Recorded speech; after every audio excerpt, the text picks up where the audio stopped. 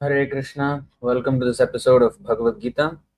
Today we will be studying the last 6 verses of the 10th chapter, which is Krishna's infinite opulences. So we will say our Mangalacharan prayers and go straight into it. Om Namo Bhagavate Vasudevaya. Om Namo Bhagavate Vasudevaya. Om Namo Bhagavate Vasudevaya. ॐ अज्ञानतिमिरान्धस्य ज्ञानाञ्जनशलाकया चक्षुरुन्मीलितं येन तस्मै श्रीगुरवे नमः। श्रीचैतन्यमनोभीष्टं स्थापितं येन भूतले स्वयं रूपः कदा मह्यं ददाति स्वपदान्तिकं। वन्देऽहं श्रीगुरो श्रीयुतपदकमलं श्रीगुरुन् वैष्णवांश्च श्रीरूपं साग्रजातं सहगणरघुनाथान्वितं तं सजीवम्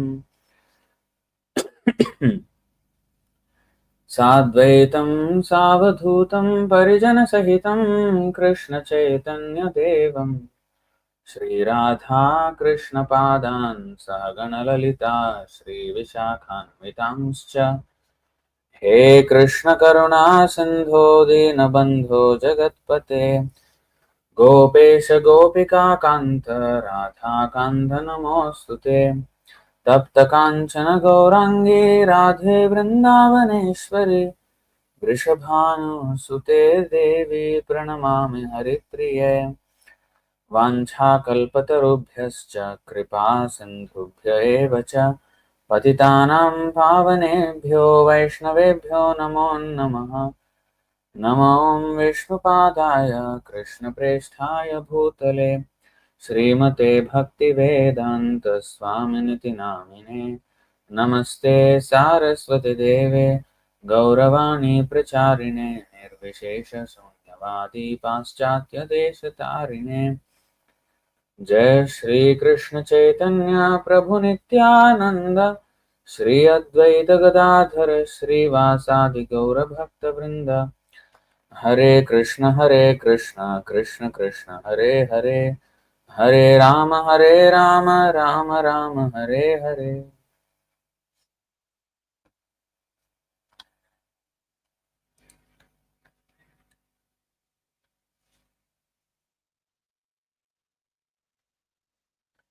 So Bhagavad Gita chapter 10 text 37 वृष्णीनां वासुदेवोऽस्मि पाण्डवानां धनञ्जयः मुनीनाम् अप्यहं व्यासः कवीनाम् उशना कविः।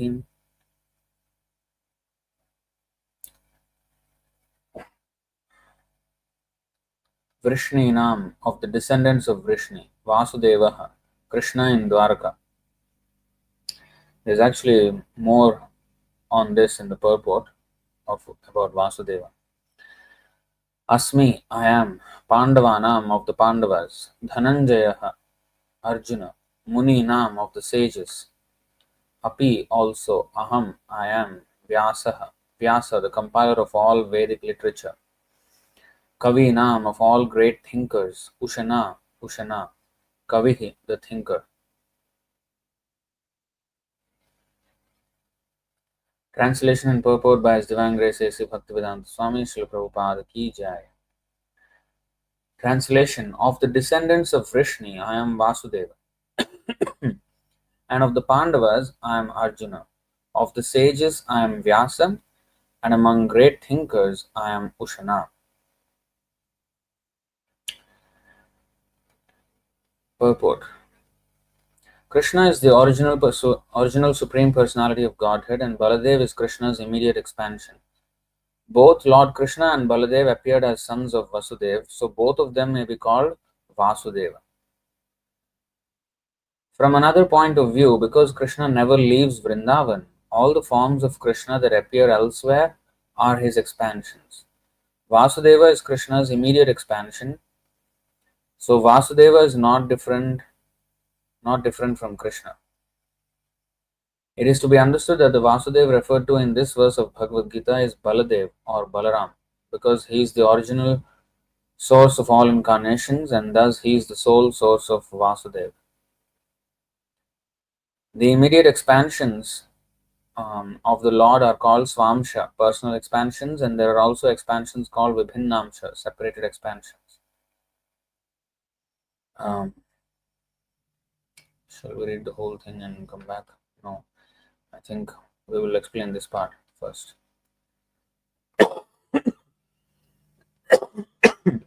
Krishna. Okay, so here there are a few things.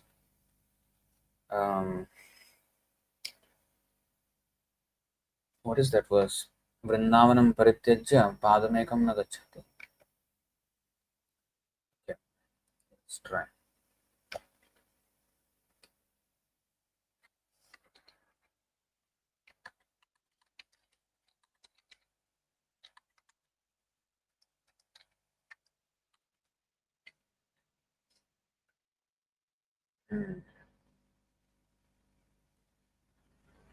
So Krishna never goes even a step from Vrindavan. Vrindavanam parityajya padamekam na gacchati.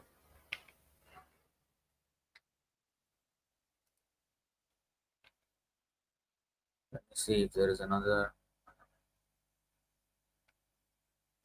if there is the full verse.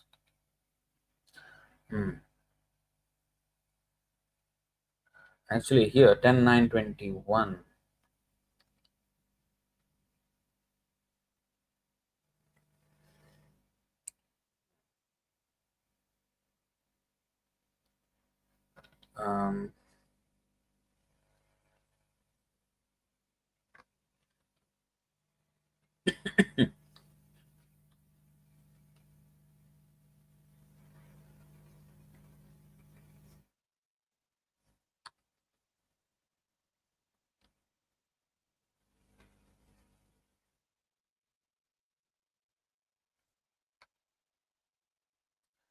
This is the one.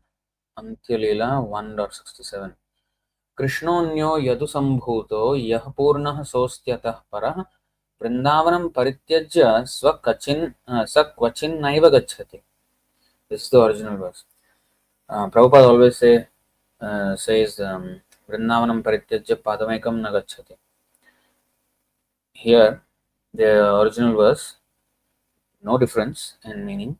कृष्णोऽन्यो Yadu सम्भूतो यः पूर्णः सोऽस्त्यतः परः वृंदावनम परित्यज्य स क्वचिन्नैव गच्छति.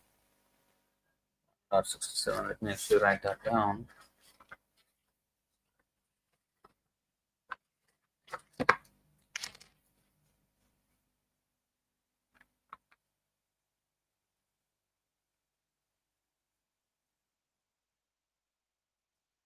Okay.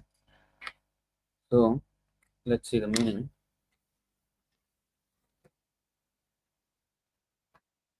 The Krishna known as Yadukumar is Vasudev Krishna.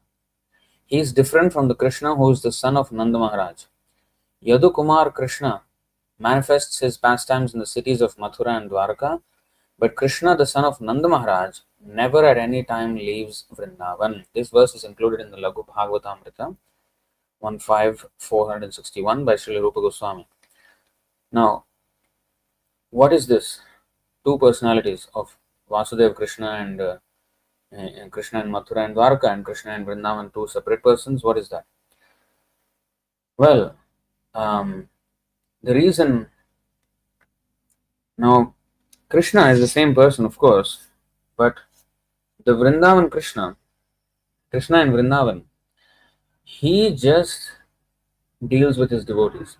Even when he kills the demons, that is Vasudev Krishna. The Vrindavan Krishna, he just engages with his Brajvasis. That's why the gopis, the Radharani, she did not want to go to Mathura. You know that verse, famous verse by Madhavendra Puri. We can take that out. What is that verse number?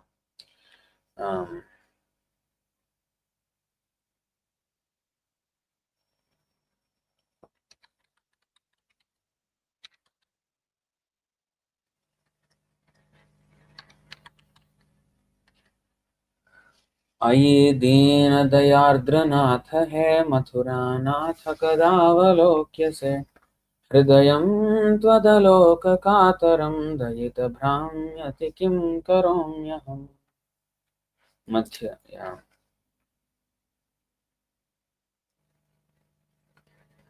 So here, this is actually in the mood of Radharani, and in our Brahma Madhva Gaudiya Sampradaya, Brahma Madhva Sampradaya, Madhavendra Puri was the one who introduced the Radha Krishna mood, and this verse especially is the beginning of that.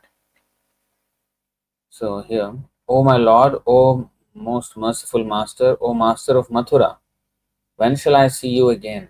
Because of my not seeing you, my agitated heart has become unsteady. O most beloved, what shall I do now? Here, Mathura Nath, Radharani, Madhavendra Puri in the mood of Radharani, in the mood of the gopis, calls Krishna as Mathuranath. Mathuranath means now you are the Lord of Mathura. How far is Vrindavan from Mathura? Not very far. Gopis could have easily gone there and seen Krishna there. But no, they don't relish that mood. They always are wanting Krishna not with opulence but with simple village surroundings and paraphernalia. And they wanted to worship him in that mood. Now, one may think that, oh, that is stubborn. One should go wherever Krishna is, whether it's Vrindavan, Mathura, Dwarka, wherever. Now, this is a very high grade sentiment of the gopis, and the interesting thing is, when they think of Krishna so intensely like that, Krishna is not actually absent from them. You see, our movement is Krishna consciousness. How much are we conscious of Krishna? It's not about Krishna's proximity with Krishna, because proximity with Krishna is possible if we are conscious of Krishna. Otherwise, just proximity is not actually proximity. For example, the Kauravas, they were also very proximal to Krishna. For example, when Duryodhana and Arjuna, they came to Krishna for help in the war, and they were waiting for Krishna to rise. He was taking rest in his bedstead, and both of them were sitting down beside Krishna. Arjuna was sitting near the feet and Duryodhana was sitting near the head.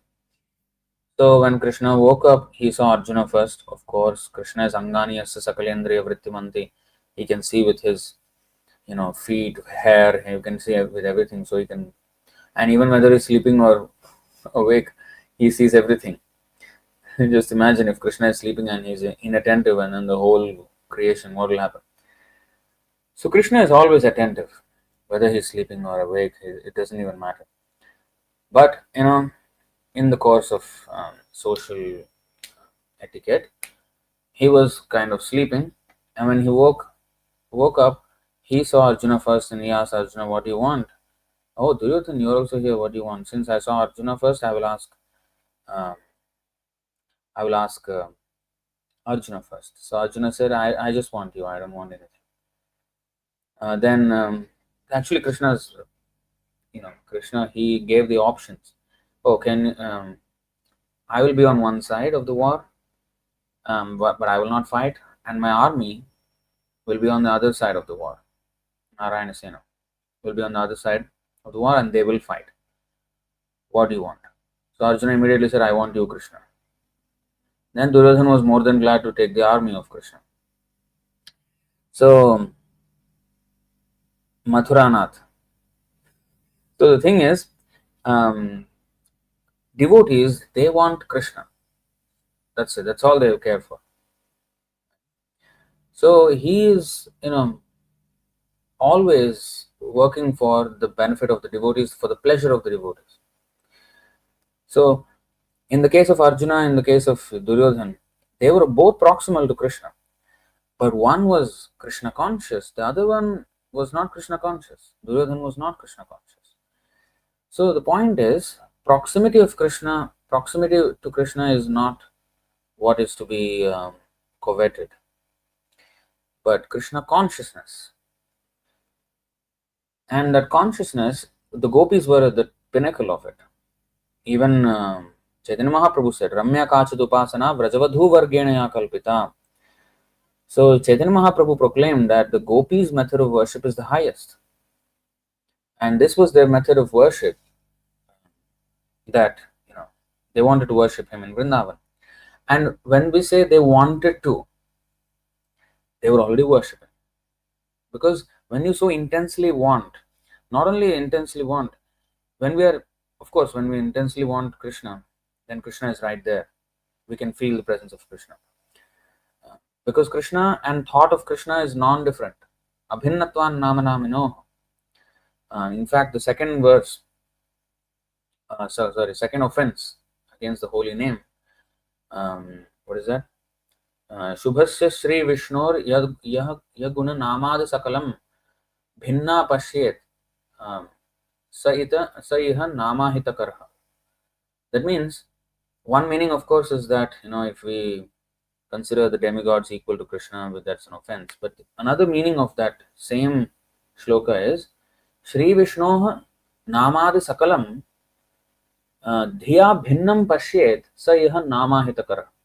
That means, if we consider Vishnu or Krishna and his guna, nama, adi, sakalam, that means his name, form, pastimes, entourage, paraphernalia, if we consider them to be different, bhinnam pashyet, then that is nama ahita karaha. That means we are committing offense. So to consider Krishna and his name as non-different is an offense. So when gopis were thinking like that, that is the best form of worship. So anyway, coming back, so Vrindavanam Parityajya Padamekam na gacchati, or is the actual the real verse? Yeah.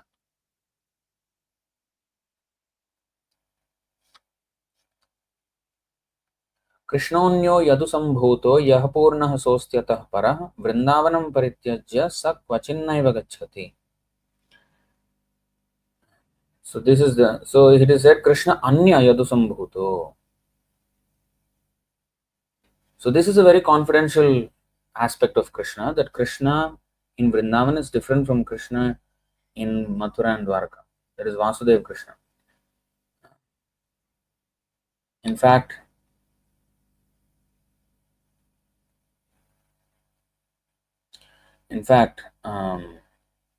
Devaki, the word Devaki also means Yashoda.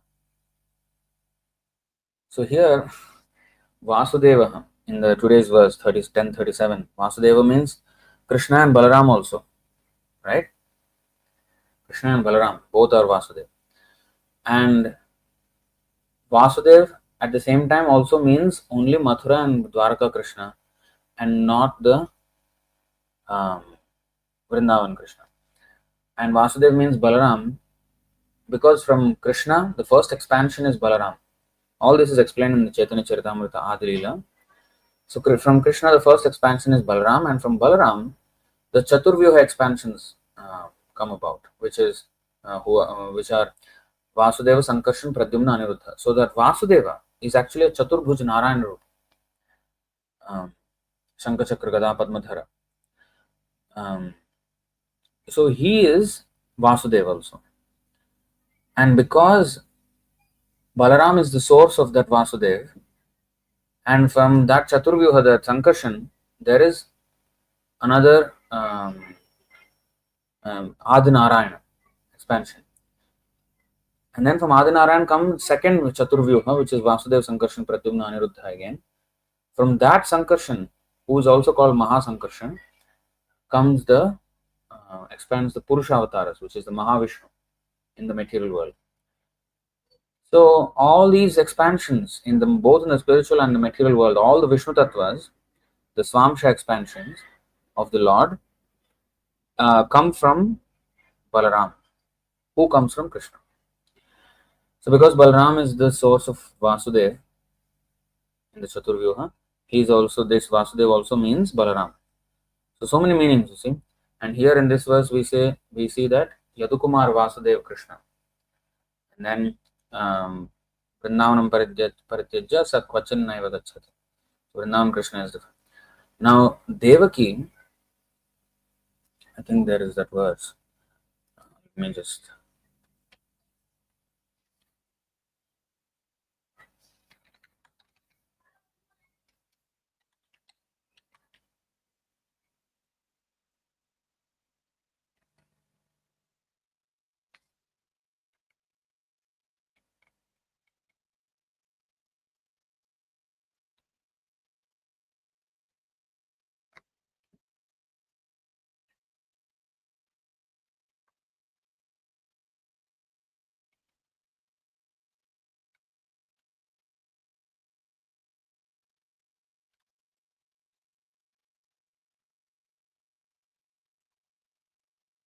I think this is the one probably.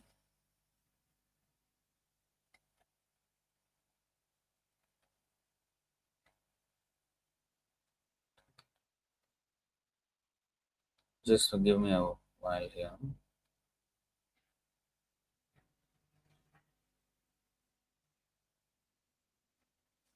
This.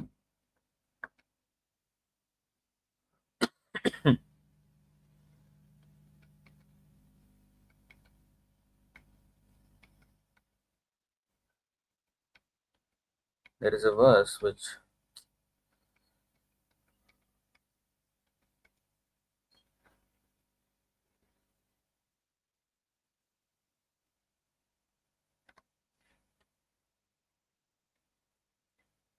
exhausted by the labors. Nanda Maharaj and Vasudev were intimate friends, and so were their wives Yashoda and Devaki. Although their names were different, they were practically non-different personalities. The only difference is that Devaki was able to understand that the Supreme Personality of Godhead had been born to her and had now changed into Krishna, whereas Yashoda was not able to understand what kind of child had been born to her. Yashoda was such an advanced devotee that she never regarded Krishna as the Supreme Personality of Godhead but simply loved him as her own child. Devaki, however, knew from the very beginning that although Krishna was her son, he was the Supreme Personality of Godhead. So, here it is mentioned that there are two non-different personalities. There is actually a verse. I'll just try to.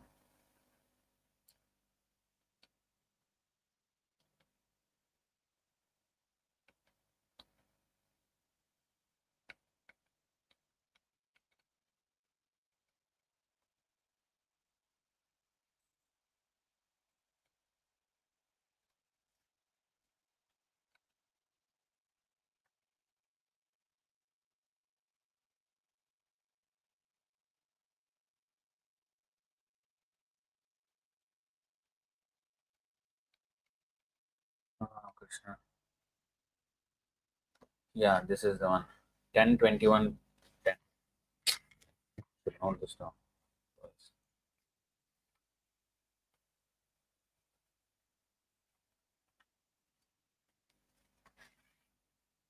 So here, the name Devaki also refers to Mother Yashoda, as stated in the Brihad Vishnu Puran.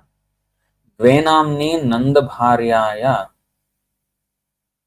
Yashoda Devaki Ticha Atah Sakhyam Abhut Tasya Devakya Shaurijayaya. The wife of Nanda had two names, Yashoda and also Devaki. Therefore, it was natural that she, the wife of Nanda, developed friendship with Devaki, the wife of Shauri, Vasudeva.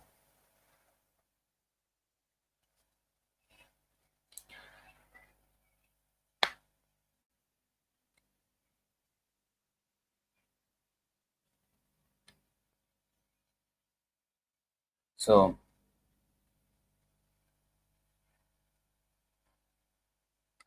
this is the verse from Brihad Vishnu Puran. So in that way, it is mentioned like that. So Devaki. So when there is this verse that summarizes all the pastimes of Krishna, right? 10:19:48. Jayati jana nivaso devaki janmavado Yaduvar परिषत्स्वैर दोर्भिरस्यन्न धर्मम् स्थिरचरवृजिनघ्नः सुस्मितश्रीमुखेन व्रजपुरवनितानां वर्धयन् कामदेवम्. Devaki Janmavado. So deep meaning. This verse is actually very deep. Each of these different phrases have very, very deep meaning. So Devaki Janmavado means, Vada means an argument, a position, a school of thought, like Mayavada, Bhashya. So Mayavada means there is a school of thought. Tattvavada are the Madhvacharya followers, um, Tattvavadis. And then there is Shunyavada. Shunyavada means the argument or the philosophy or the position of acceptance that the ultimate liberation platform is zero or nothingness. So in that way, Vada means position or a school of thought or the argument. Devaki Janma Vada. So this has many meanings. One of them is, oh, if he is, the devotees say that he is the son of Devaki. So that would mean that he is not the supreme, he is not the father and mother of everyone. He is the son of someone. He took birth from Devaki. So in that way, there is an argument. But then there is the other argument. Of course, this can be resolved. Everything can be resolved. All these arguments are true, and yet there is no contradiction. This is how Krishna exists. So he is the father of everyone, and yet he is the son of Devaki. So both, that's why there is this argument. It is said, he gives rise to this argument, which actually completely harmonizes in himself. He is the harmony of all arguments. All opposing views can be completely harmonized in Krishna. So Devaki Janmavado. So another argument is, whether he is the son of Yashoda or Devaki. Well, he is the son of both, because both name is Devaki. Both of their names can be called Devaki. So in that way, he is the son of Yashoda also, and he is son of Devaki also. So in this way, there is a harmony in that argument again. Because of course he is son of Devaki, but then Yashoda has the more of motherly love towards Krishna. Just now we have read that she does not take him as God, whereas Devaki knows that he is God. And when you know he is God, then there is some stifling in that, full unbounded affection of a mother. Whereas in the case of Yashoda, she has more of that motherly love than Devaki. So who's the real mother? Because after all, whether he takes birth from someone else, but if he allows the love of a mother to someone else, then that should be the mother. So who is the mother? So that's another Devaki Janmavada. This is a devotional argument, both sides. But then it again is harmonized, because Devaki, just now we have seen the verse, Yashoda's another name is Devaki. So Devaki Janmavada, yes, he is the son of both Devaki and Yashoda. So in this way, there is, it's a very beautiful verse. This verse has so many meanings. Of course, the materialists, they say that how can he be, having a mother? So he's just, they say, he's born from Devaki, so he's just like an ordinary child. So to answer this, there are, I think, two verses. Let's see. One is this famous 10, 12.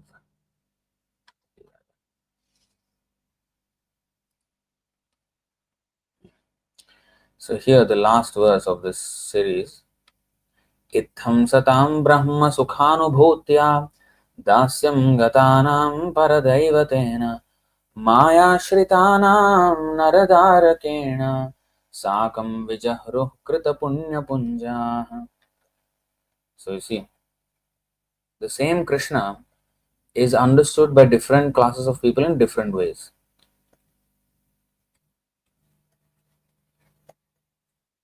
In this way, all the cowherd boys used to play with Krishna, who is the source of the Brahman effulgence for Jnanis. Jnanis see him as the Brahman effulgence, Brahmajyoti. So he is the source of that. Desiring to merge into that effulgence, for them, He is the source of the Brahman effulgence. Who is the Supreme Personality of Godhead for devotees who have accepted eternal servitorship?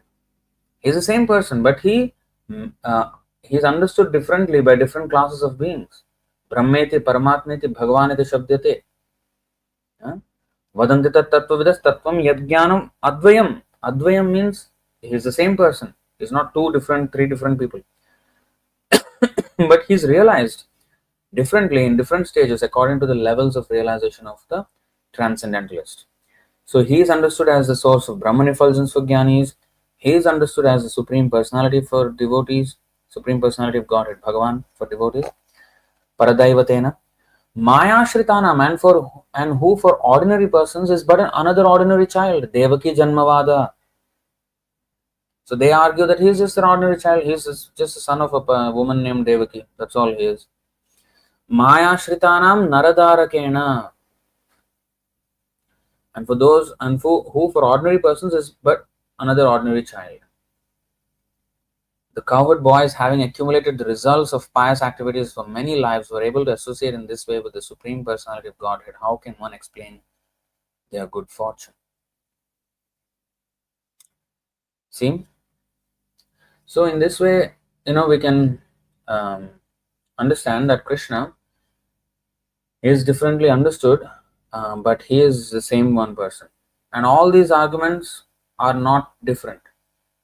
Another great example, um, there is another verse actually. Try to remember. What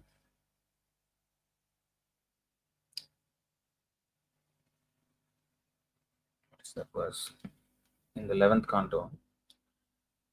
Um,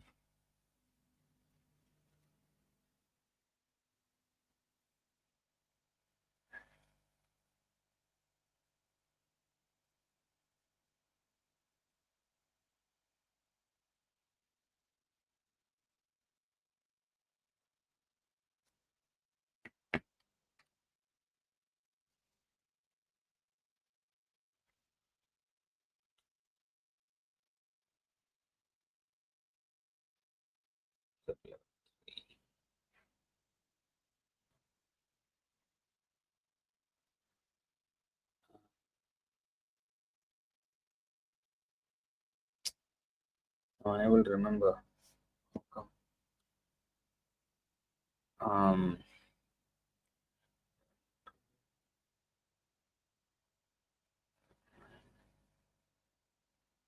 it's about that all the elements, material elements, are found in other material elements, and therefore all the arguments are valid. Um,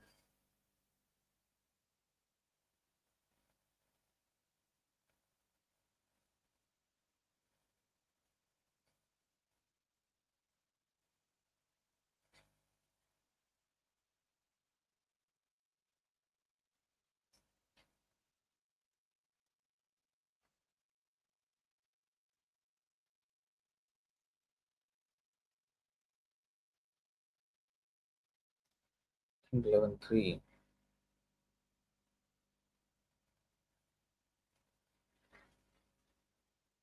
No, Krishna.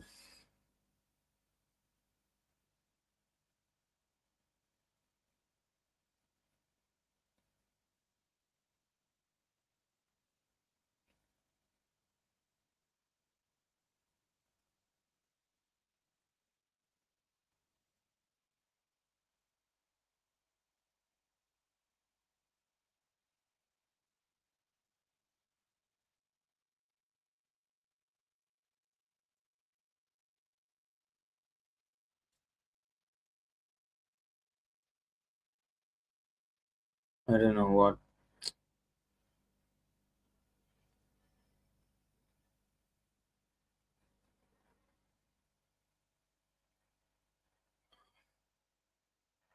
How can I forget like this nonsense?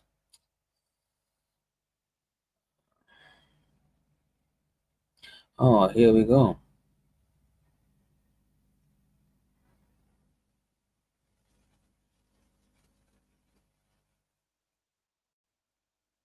this the one? Hmm.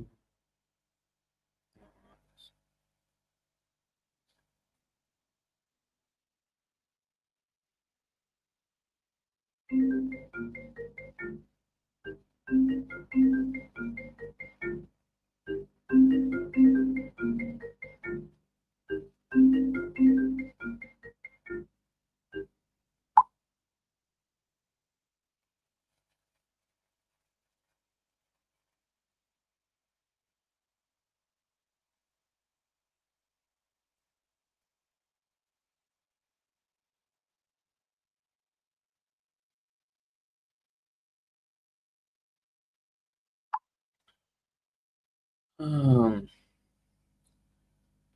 I, if anybody kind of remembers, please.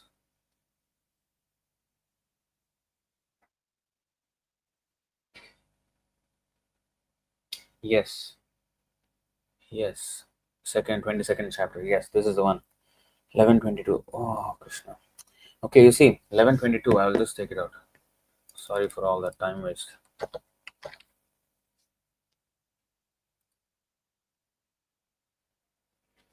Okay, here we go. 11:22. 1 to 3. Okay.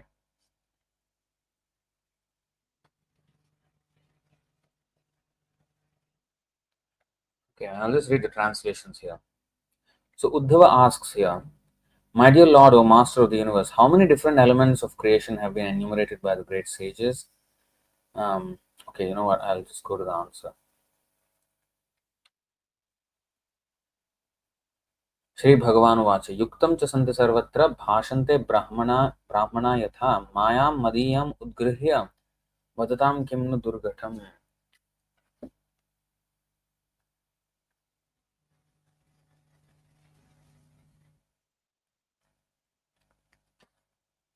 So here it is said, Lord Krishna replied, because all material elements are present everywhere, it is reasonable that different learned Brahmanas have analyzed them in different ways.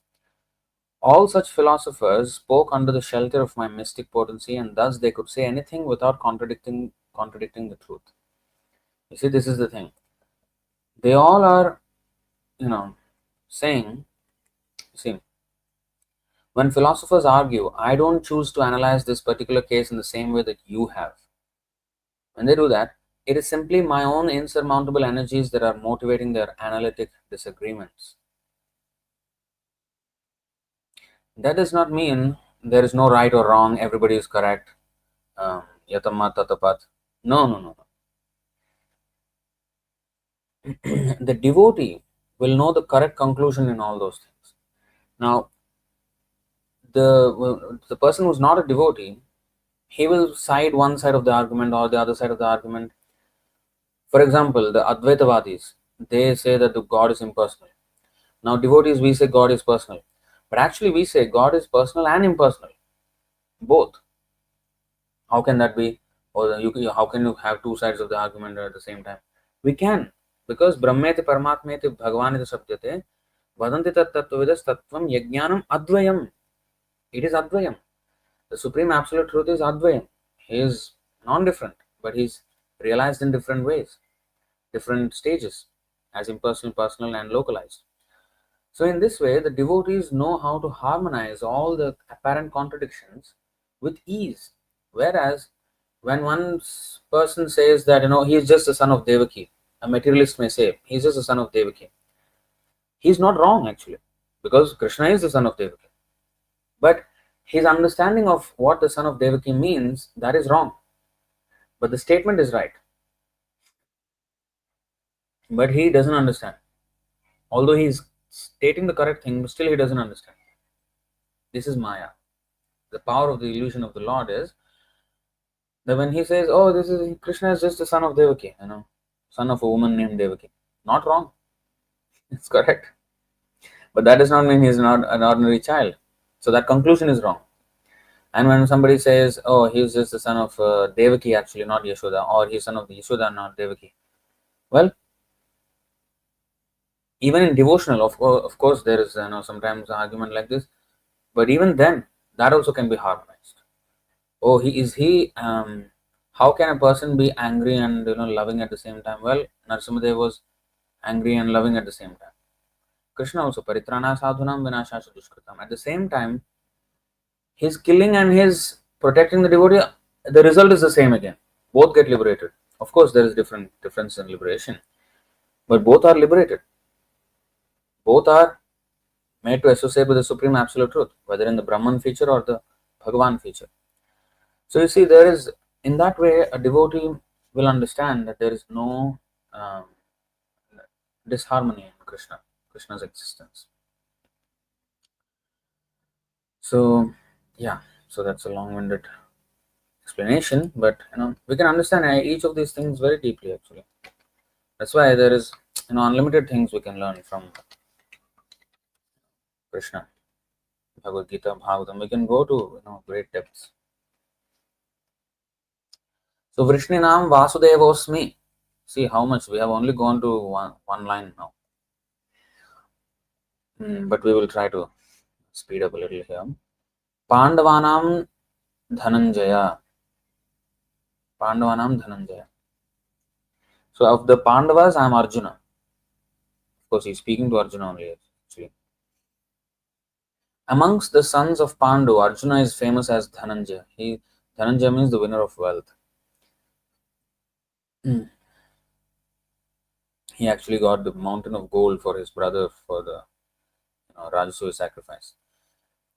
So he is the best of men and therefore represents Krishna. Among the munis or learned men conversant in, now you may say, why not Yudhishthir Maharaj, who is more senior to Arjuna? Well, yes, senior, but Arjuna had the most intimate relation with Krishna. So anyway, among the Pandus, I am Arjuna. Krishna says. He is the best of men and therefore represents Krishna. Among the munis or learned men conversant in Vedic knowledge, Vyasa is the greatest because he explained Vedic knowledge in many different ways for the understanding of the common mass of people in this age of Kali. So Vyasadeva is actually incarnation of Krishna.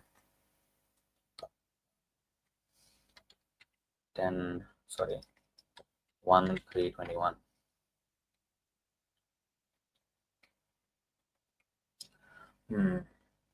ततः सप्तदशे जातः सत्यवत्यां पराशरात् चक्रे वेदतरोः शाखा दृष्ट्वा पुंसोऽल्पमेधसः.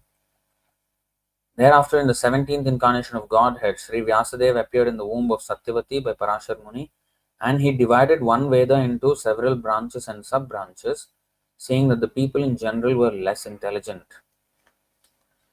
So, Vyasa means one who cuts. So he divided, actually Veda means knowledge. Knowledge is one Veda. Now it can be categorized and sub-categorized into many divisions. Just like a tree starts with one trunk, and then there come branches and sub-branches and twigs and leaves, flowers, fruits, so many different parts. So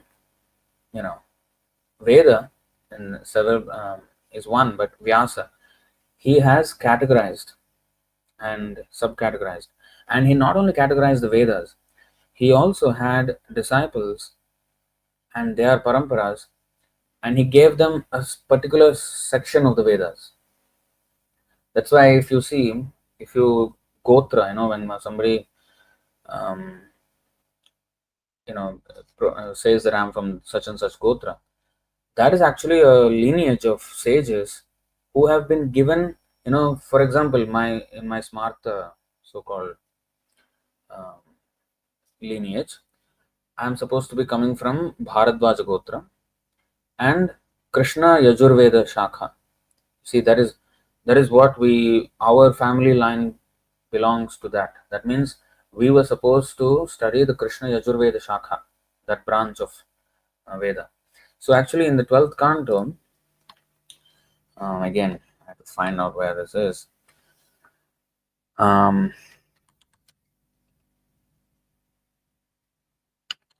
It is said very clearly, actually, Vedas were divided by Vyasadeva and also handed over to different sages so that they can be developed.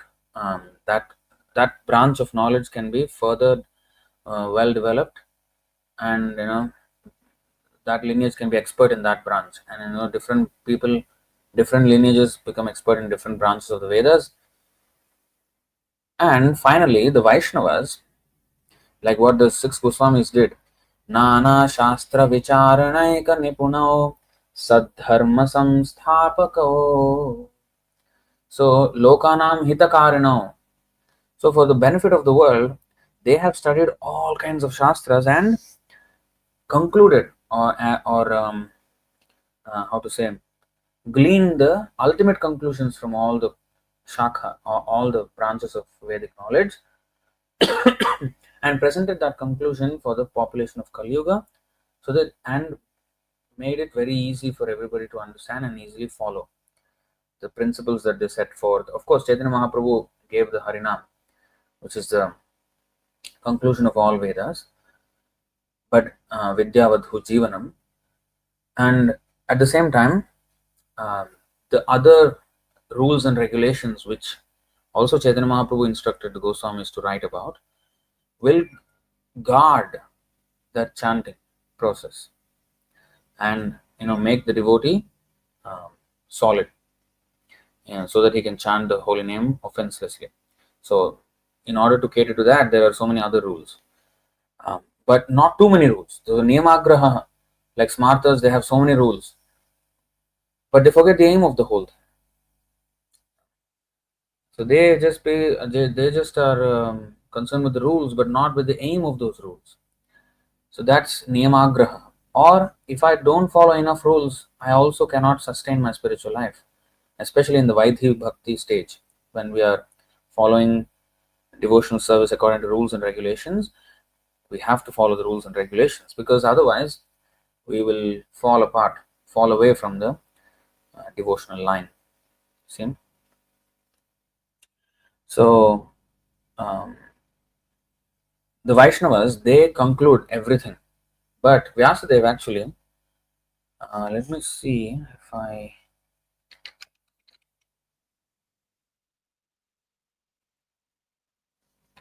can find it.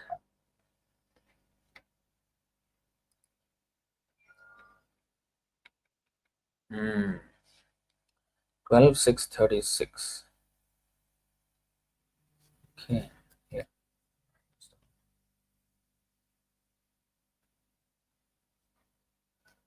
Okay. Shri Shaunako Vacha Pailadibhir Vyasa Sishyair Vedacharyair Mahatmabhim Vedascha Katitha Vyasta Etat Saumyabhidhehinah. Shaunakrishi said, O gentle Suta, please narrate to us how Paila and the other great intelligent disciples of Srila Vyasadeva, who are known as the standard authorities of Vedic wisdom, spoke and edited the Vedas. Edited the Vedas means not that they changed something in the Vedas. That is not the meaning of edited. Edited the Vedas means just like, even for example, Bhagavatam or Vishnu Puran or all any of these, Vyasadeva edited the Vedas, because originally Vedas, there's unlimited knowledge.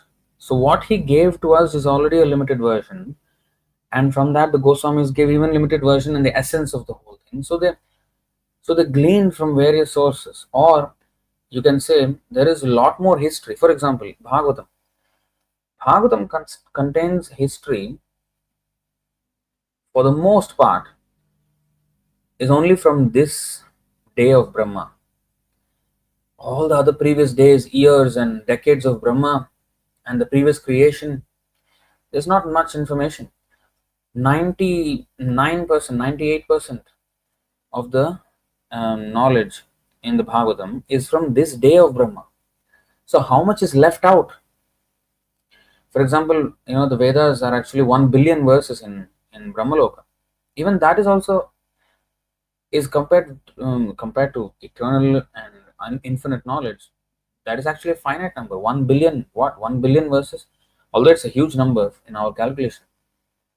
Unlimited knowledge. How can you encapsulate that in just 1 billion verses? 1 billion is just very small number compared to infinite knowledge. Just imagine what Krishna knows. He knows every single thing about every single soul in every single nook and cranny of the creation, and that's just his material world. And what about the spiritual world? He knows everything about everything. Vedaham samatitani janma. What is that? Vedaham samatitani janmani tavacha Arjuna. Is that the verse? No, I think I'm messing it up.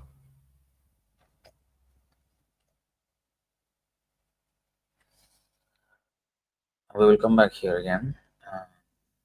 726. Vartamanani, sorry. Vedaham samatitani vartamanani cha Arjuna bhavishyani cha bhutani mam tu vedana kaschana. O Arjuna, as the Supreme Personality of Godhead, I know everything that has happened in the past, all that is happening in the present, and all things that are yet to come. I also know all living entities, but me, no one knows. So this is Krishna. This is unlimited knowledge. 1 billion, well, there are 8 billion souls in human form on earth today. 8 billion just human souls. And humans are absolute minority on the earth. They are like insignificant in number compared to the ants, compared to the trees. I saw one graph of biomass. In biomass, humans are like 0.00 something percent. Like in the whole graph, you can't even see the humans. That's just this earth. Biomass on earth, not even the entire mass of earth, only biomass. That means only all the living entities. If you compare all of them with weight wise, if you put all the 8 billion humans, weigh them up, they are the very absolute minority in the weight of the entire biomass of earth. That is 8 billion souls already. If you want to write about each soul, its past, its whatever, you can write billions and trillions of verses on just one verse, on one soul. Of course, it's not very important because we are condemned a lot here. But I'm just saying, compared to the the infinity of knowledge that is there about everything, about everything that is there. I'm just giving you like a very crude example of 8 billion souls in human form of life.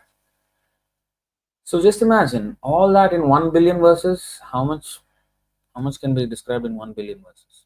Not much. But that's how much Brahma could understand. That's all. That's why it's that much.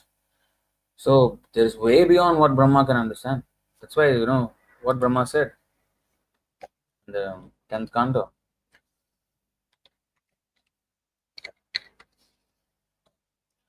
जानन्त एव जानन्तु किं बहुक्त्या न मे प्रभो मनसो वपुषो वाचो वैभवं तव गोचरः. Beautiful verse.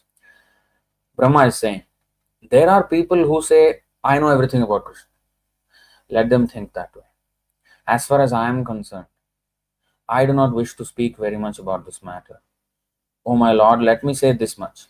As far as your opulences are concerned, they are all beyond the reach of my mind, body, and words. This is Brahma. So, he is infinite. Now,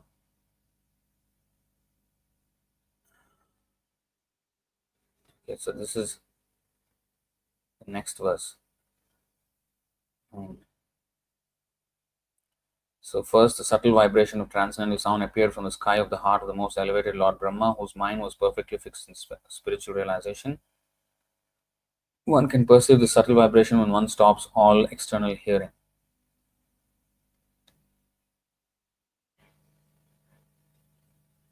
Then,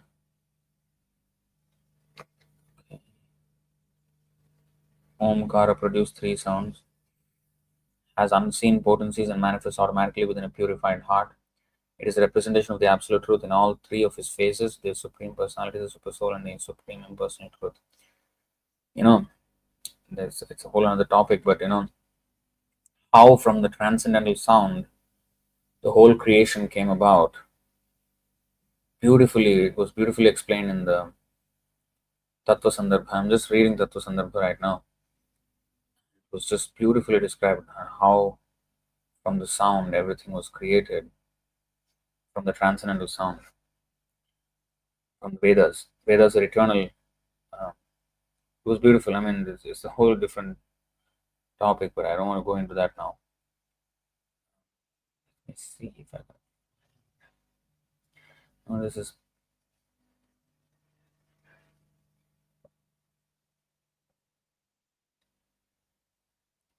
See, so how the Vedas. Here also there's kind of an explanation here. Omkara exhibited the three original sounds of the alphabet A, U, M. These three, O most eminent descendant of Bhrigu, sustain all the different threefold aspects of material existence, including the three modes of nature, the names of the Rig, Yajur, and Samavedas, the goals known as Bhur, Bhuva, Swar, planetary systems, and the three functional platforms called waking consciousness, sleep, and deep sleep. It's hard to imagine how from Om all this can come, but it's actually the order of the Lord, and it's non-different from the Lord. And just like everything happens from, you know, when you do if you learn project management, for example, you have to write the project brief, and according to that project brief means it's just the description and the goals and then what you want to do and all that. So every time in during the project, if something is not clear, they will refer back to the project brief to see what is to be done. Similarly, we have the constitution of any country, the law book. So we always refer to that constitution, what can be done, what cannot be done. Those words, those documents serve as the guiding principle for the entire creation or the activities. They are guided by those words, you see.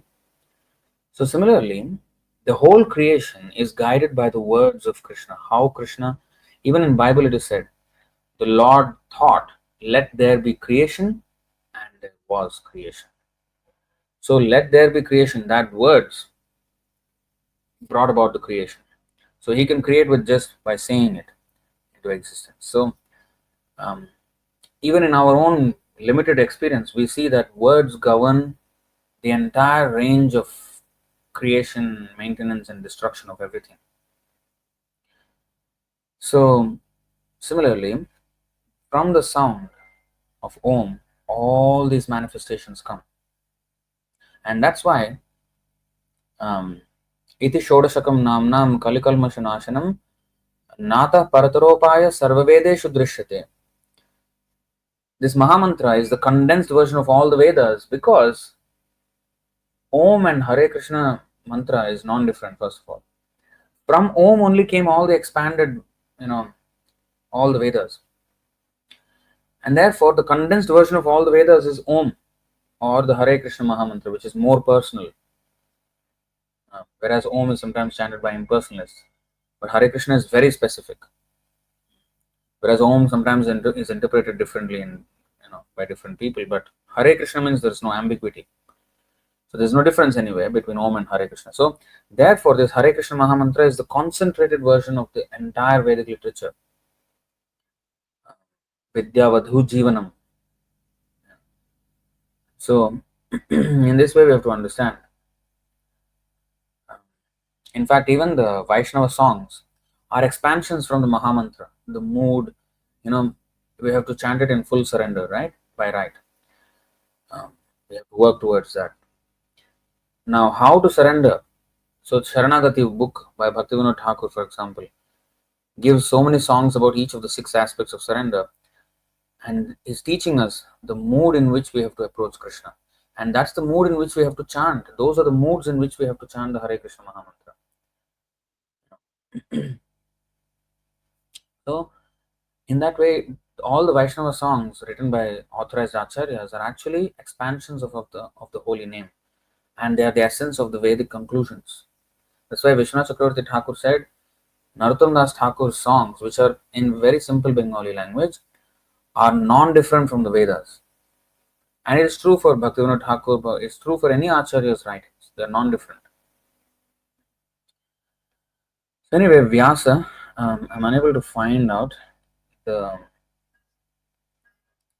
exact verse. where he said, and all the lineages are mentioned actually. Let me try one more time. The 18 Puranas.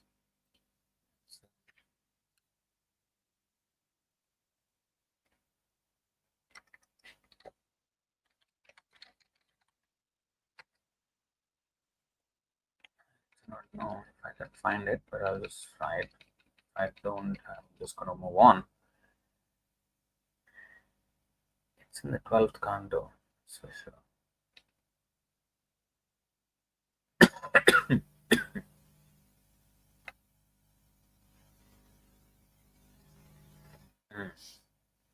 12:7.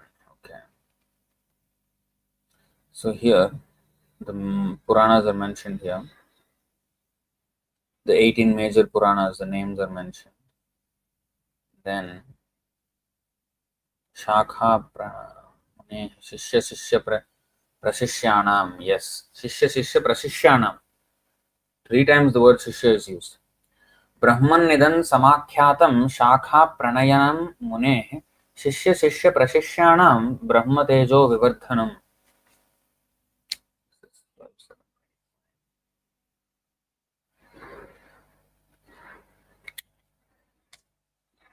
What is this? I have thoroughly described to you, O Brahmana, the expansion of the branches of the Vedas by the great sage Vyasadeva. His disciples, great sage Vyasadeva, his disciples, and the disciples of his disciples. One who listens to this narration will increase in spiritual strength. I think this whole chapter is about that. Let me just confirm it. Yes.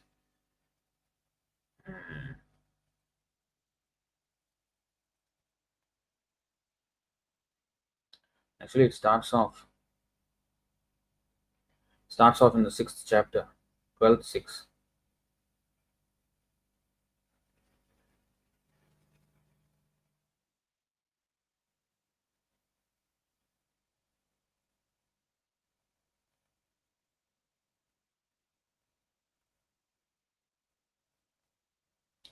Okay.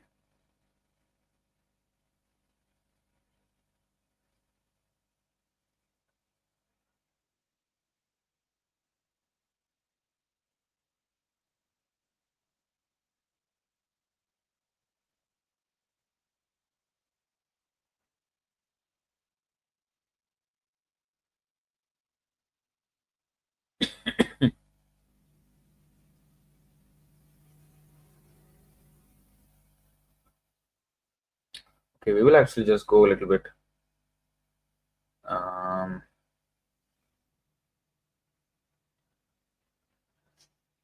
Okay, we will go 12:6:73. Okay, this is going to be a long class then.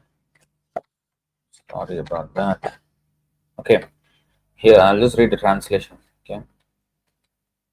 Suta Goswami said, satisfied by such glorification, the powerful sun god assumed the form of a horse and presented to the sage Yajnavalkya Yajur mantras previously unknown in human society. So, in the Gayatri mantra is a prayer to the sun god. It's not just, oh, we are worshipping some demigod with it. There is a reason why we worship sun god. Because first of all, he is a disciple of Krishna himself. Imam vivasvate yogam. Right? Krishna said, I spoke to the sun god. He is a direct disciple of Krishna. So he is a great Vaishnava Acharya. And he not only gives sight or light in the material sense, but also spiritual sense, because he is an Acharya. So the powerful sun god assumed the form of a horse and presented to the sage Yajnavalkya Yajur mantras previously unknown in human society. Next. From these countless hundreds of mantras of the Yajur Veda, the powerful sage Yajnavalkya compiled 15 new branches of Vedic literature. You see, not only Vyasadeva, but also these other sages, they have also expanded and divided and categorized, and different branches they have created, and then assigned those branches to different disciples and sub disciples, like that. That's why these gotras are there. which protect the different shakhas of Vedic knowledge. And just we will come back here. You see this verse in the Bhagavad Gita.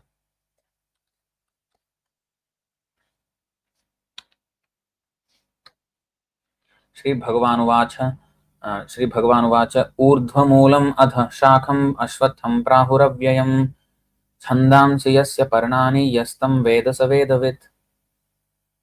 See, here the Supreme Personality of Godhead said, it is said that there is an imperishable banyan tree that has its roots upward and its branches down, and whose leaves are the Vedic hymns. So the branches are these Vedic, this thing, and then the leaves are the Vedic hymns. One who knows this tree is the knower of the Vedas. So this tree of the Vedas, this shakhas, the branches of this knowledge, it's an imperishable and infinite tree.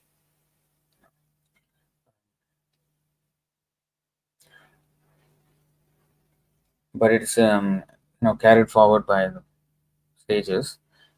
Another, to the previous point when I was saying that 1 billion verses is very small. We know that fact where the Anantasesh with his thousands of hoods has been glorifying the Lord in countless prayers since time immemorial, and he can never foresee himself reaching an end in the whole endeavor. Unlimited, he is chanting verses, in glorification of the Lord, but he's never going to be stopping that. So that just shows. So anyway, coming back here, from these countless hundreds of mantras of the Yajurveda, the powerful sage Yajnavalkya compiled 15 new branches of Vedic literature. These became known as the Vajasaneyi Samhita, because they were produced from the hairs of the horse's mane, and they were accepted in disciplic succession by the followers of Kanva, Madhyandina, and other rishis. So how can Vedas come from the hairs of a horse? First of all, the sun god took the form of a horse, and from his hairs of the horse's mane, Now, how you may think, one may think, oh, what is this? This doesn't make sense from horses. So we should not just take it from what the horses we see. Okay.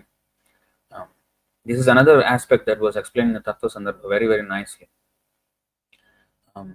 Because we have very limited experience of how horse is and how foolish the horse is. Compared to human brain, you cannot understand any spiritual knowledge. How come there is all Vedas coming from the hairs of a horse?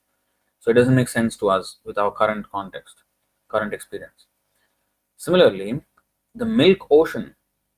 For us, the understanding is that the milk comes only from the cow. Any mammal, but the milk that usually we drink is from the cow. How can there be an ocean of milk? Where did the milk come from? So milk can exist if Krishna wants without cows. Of course, there are Surabhi cows in the spiritual world, but milk can come from in any way. And there's sugar water ocean, there is honey ocean. Honey, one may think that honey is honeybees have to collect from the flowers, and how come there be a honey ocean, or even for that matter salt water. For us, okay, we take a salt water as another, but in another planet, people will think of salt water. You mix salt and water. How much salt and water is mixed? Just like we may think sugarcane ocean, or sweet sugar water ocean. You may think that who will mix the sugar in that much water, but it exists naturally. Just like here, salt exists naturally. So there is yogurt ocean, ghee ocean. How come ghee? You have to make ghee from milk into cream, and you have to make ghee in a kitchen. How can there be an ocean of ghee? So things can exist in other ways as well.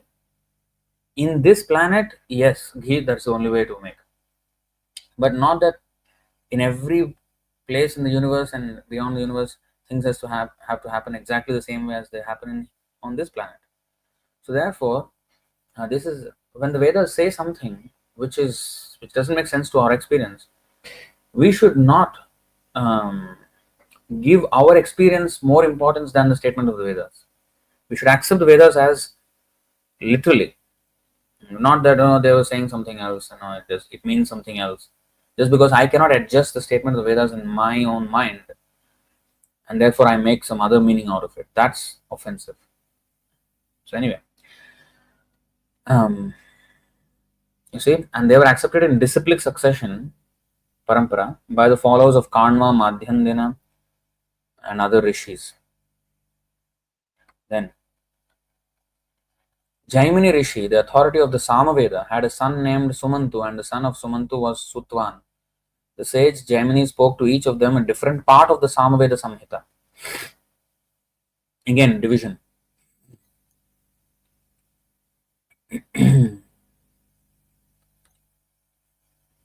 Sukarma, another disciple of Jaimini, was a great scholar. He divided the mighty tree of the Samaveda into 1000 Samhitas. Then, O Brahmana, 3 disciples of Sukarma, Hiranyanabha,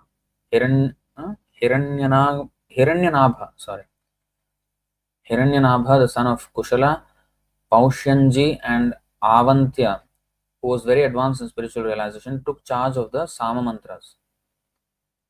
You see how the Vedas are so carefully guarded by all these great sages. But eventually it became all degraded. Sakalineha Mahata. By the influence of time, all these things will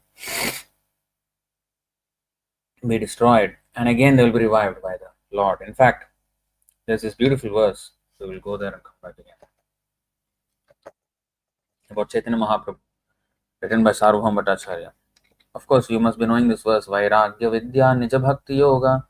That's one verse. Another verse, which was recorded by the Gaudiya Vaishnavas, was this: Kalannashtam Bhakti Yogam Nijam Yaham Pradushkartum Krishna Chaitanya Nama Avirbhutastasya Padaravinde Gadham Gadham Liyatam Chitta Bhringa.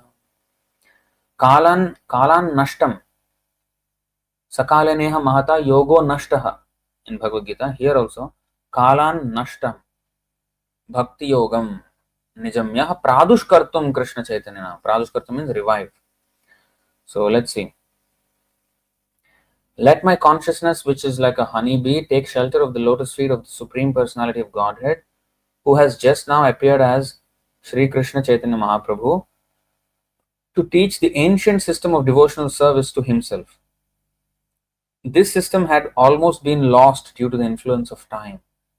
Kalan nashtam bhakti yogam nijam yaha pradushkartum Krishna Chaitanya nama avirbhutastasya padaravinde gadham gadham liyatam chitta bhaktaha. So it's a beautiful verse. So this is the same as Krishna's thing as well. Sakaleneha mahata yogo nashtah parantapa sa evayam mayate adya yoga poktaha puratanaha. Puratana, here also ancient system. What is that? Kalan nashtam bhakti yogam nijamna pradushkartum Krishna Chaitanya nama avirbhutas tasya padaravinde. So avirbhutas means he appeared. So kalan nashtam. So this is said in a different way in the beginning of Chaitanya Charitamrita.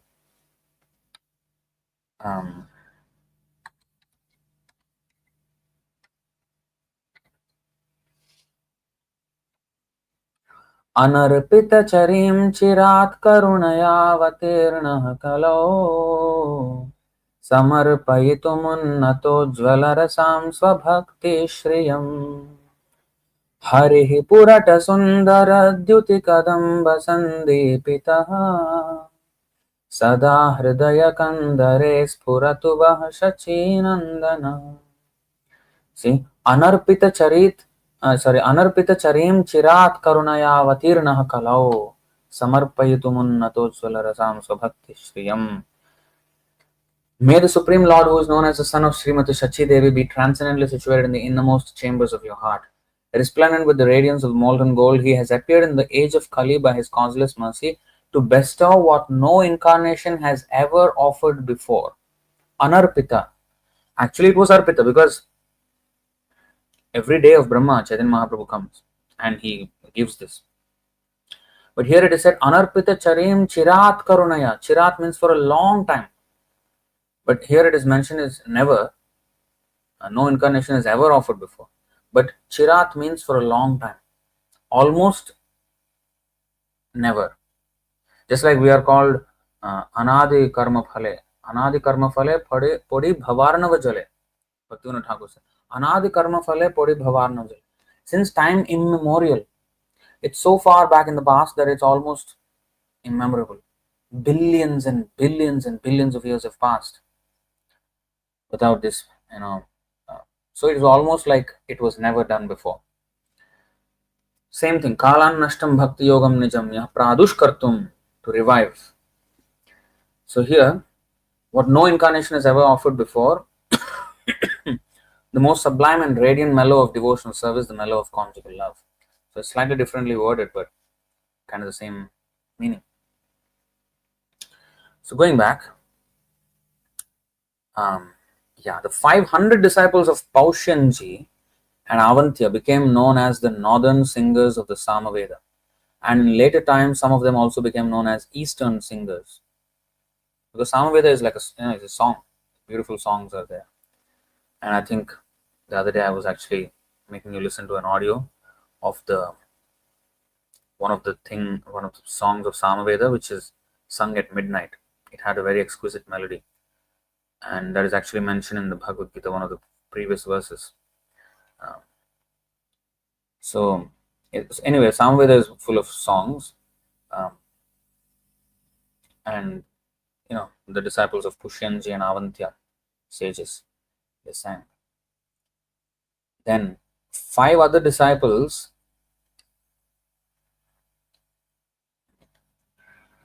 of Paushanji, namely Laugakshe, Mangali, Kulya, Kushida and Kukshi, each received 100 samhitas. I do not know if the current versions of Samaveda and Yajurveda have this many samhitas, because there is a Brahmana Samhita. What are the 4 parts of the Vedas? Each Veda has its 4 parts. Brahmana Samhita.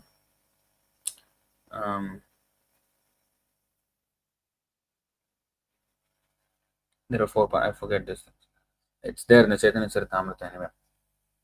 So 100 samhitas. Wow.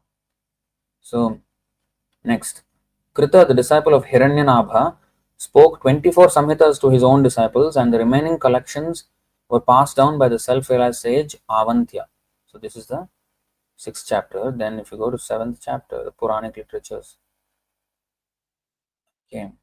Sumantu Rishi, the authority of the Atharva Veda, taught his samhita to his disciple Kabandha, who in turn spoke it to Pathya and Vedadarsha. This Vishnu Puran says. That sage Sumantu, whose brilliance was immeasurable, taught the Atharva Veda to his disciple Kabandha, divided into 2 parts and passed them down to Vedadarsha and Pathya. See, different Puranas also saying this. Shauklayani, Brahmabali, Modosha, Pippalayani were disciples of Vedadarsha. Hear from me also the names of the disciples of Pathya, the mighty Brahmana. They are Kumuda, Shunaka, and Jajali, all of whom knew the Atharva Veda very well. According to Srila Sridhar Swami, Vedadarsha divided his edition of the Atharva Veda into 4 parts and instructed them to his 4 disciples. Now, it looks like all these sages have edited and have modified and expanded and divided and propagated. It appears that it has undergone a lot of changes, but no, it is not. That this aspect is also explained in the Tattva Sandarbha beautifully. That although sometimes it is mentioned like Uddhava Gita or Bhagavad Gita, where the knowledge apparently only appeared like 5,000 years ago or some recent.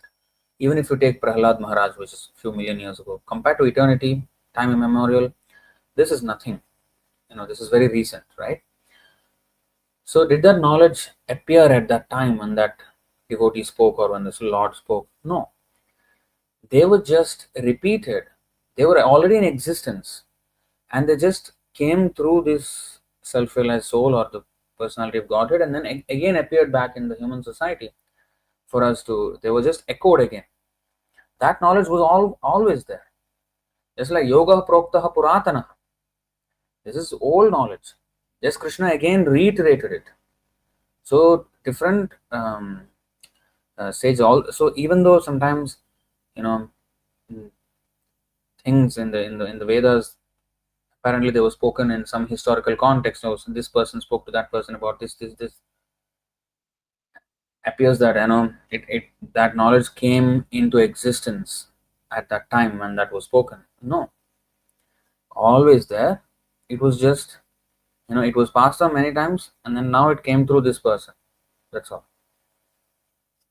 Just like we may say that the water is coming from the tap, but the tap is actually connected to the water source wherever it is.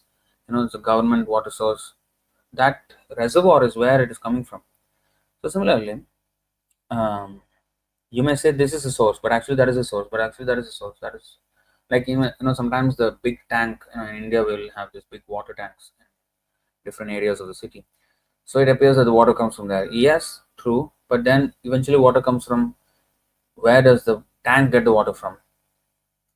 So if you see, it is ocean which is evaporated and then comes into as rain, and rivers, and rivers they and usually from there we get the water, and so in these ways. So ultimately the ocean, right?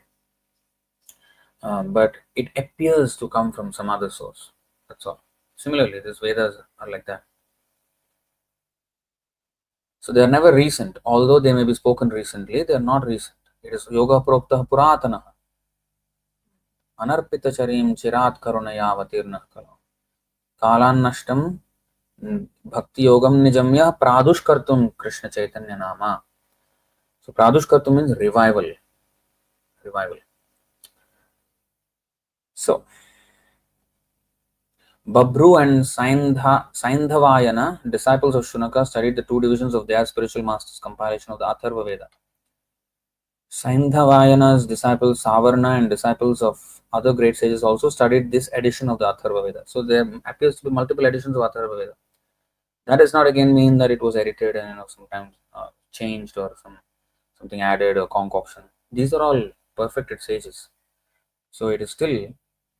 In fact, the Brihadaranyaka Upanishad 4.5.11 states, in fact, we quoted that in our Why Worship Only Krishna book, which I will just take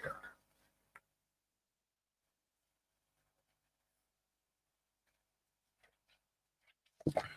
So here, this we quoted here, Brihadaranyaka Upanishad. I'll just take the verse out. 7th. Okay. Brihadaranyaka Upanishad 4.5.11. I'll just read it out from here. अस्य महतो भूतस्य निश्वसितमेतद् यद् ऋग्वेदो यजुर्वेदः सामवेदो अथर्वाङ्गिरस इतिहासः पुराणं विद्या उपनिषदः श्लोकाः सूत्राणि अनुव्याख्यानानि व्याख्यानानिष्टम्. In fact, the verse goes even more, but this is the part that was relevant for this quotation. So the meaning is, the Rig Veda, Yajur Veda, Sama Veda, Atharva Veda, the Vedic histories such as the Ramayana and Mahabharata, the Puranas, the transcendental knowledge of the Upanishads, the various verses, aphorisms, such as those contained in the Vedanta Sutra, Narada Bhakti Sutra, etc., their authoritative elucidations and commentaries have all emanated from the breath of the Supreme Personality of Godhead. Now, we have this information that Baladev Vidyabhushan, who is the Acharya in our Sampradaya, wrote his commentary on the Vedanta Sutra, and it is called Govinda Bhashya. Now, although it was written by Baladev Vidyabhushan, he said that it is called Govinda Bhashya because the Govinda Dev deity in Jaipur, which is originally Rupa Goswami's deity, dictated to him, and he just wrote it down. It was Govinda Dev's dictation. Similarly, Prabhupada said, my purports are my personal ecstasies. It's the Krishna dictated and I wrote. So, when the Acharyas write, when they so-called edit or when they so-called give commentaries or something, it is not that his opinion. His opinion is coming from where? It apparently comes out from his mouth, just like Ramananda Samvad, the conversations between Chaitanya Mahaprabhu and Ramananda Rai. Chaitanya Mahaprabhu was asking the question and Ramananda Rai was replying. But before he started replying, Ramananda Rai said, it's actually Chaitanya Mahaprabhu, you are speaking through my mouth. And I am glad to be your instrument in this dialogue, because actually you are asking the question, you are only answering. Although it appears that I am answering, it is you who are answering these questions, because ultimately all this knowledge comes from you. I am just echoing what you're saying and you're using me to tell the answer. That's how a pure devotee operates. That's how the acharyas operate, and that's why their sayings, their commentaries, their opinions don't have faults. Which is why, if two acharyas have different kind of opinions, we should understand, if both are bona fide acharyas and they have different opinions about the same thing, it's not that one is correct, another is wrong. How can he be wrong when he is connected with Krishna and is a bona fide acharya? He cannot be wrong. That means both are right. How can both be right? Now, earlier in this class, we have gone through some of those um, situations where, Devaki Janmavada, for example, it can have many meanings, but all are right. The reasons for Krishna's birth, why did Krishna come? In Kunti Devi's prayers, she, in 6 verses, she mentions from 1:8:32 to 1:8:35, 32, 33, 34, 35, 4 verses. She describes different reasons. She says some say that Krishna came because of this, some say Krishna came because of this, different reasons. But actually all are correct. All are correct. So similarly, all the acharyas are right. And therefore we should not we should know how to approach these different acharyas versions, and also we should understand it through our own spiritual master. Otherwise we will have this idea that everything and anything goes, whatever. We should understand all these harmonizing of different acharyas or different aspects of Krishna through the acharyas, through our spiritual master. That's the proper way. Okay. So we should not be too disturbed by these words like, oh, this edition of the Atharva-veda, oh, this is not the as it is edition.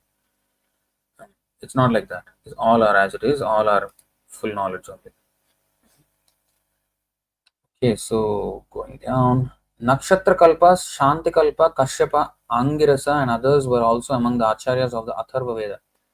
Now, O sage, listen as I name the authorities on Puranic literature. You see?